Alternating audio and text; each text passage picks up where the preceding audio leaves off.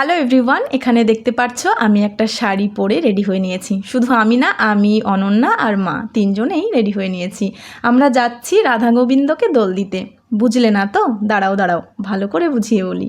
আসলে আজ ঝুলন, আর আমাদের বাড়ির কাছে একটা মেলা বসেছে আর ঝুলনের পুজোও হচ্ছে। সেখানেই রাধা মাধবকে দোল দেবার জন্য আমরা এসেছি। প্রথমে এসে আমরা রাধা মাধবকে প্রণাম করে তিলক পরে নিলাম। একটা দিদা আমাদের পরিয়ে দিয়েছিল। তারপর একে একে আমরা রাধা গোবিন্দকে দোল দিয়ে নিলাম। আর এই দেখো, রাধা গোবিন্দকে দোল খেতে খেতে কি মিষ্টি দেখাচ্ছে, তাই না? তারপর আমরা মেলার মধ্যে দোকানগুলো একটু ঘুরছিলাম, আর একটা দোকানে এই অক্সিডাইজের রিংটা আমার খুব ভালো লেগেছিল। অনেকগুলো দেখছিলাম, তার মধ্যে এটা ভালো লেগেছিল, তাই এটা কিনে নিয়েছিলাম। আর এটা কিন্তু আমাকে মা কিনে দিয়েছিল। ফেরার পথে একটু জিলিপি নিয়ে বাড়ি চলে এলাম।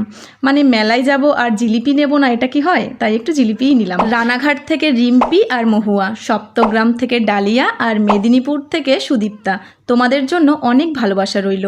খুব ভালো থেকো তোমরা।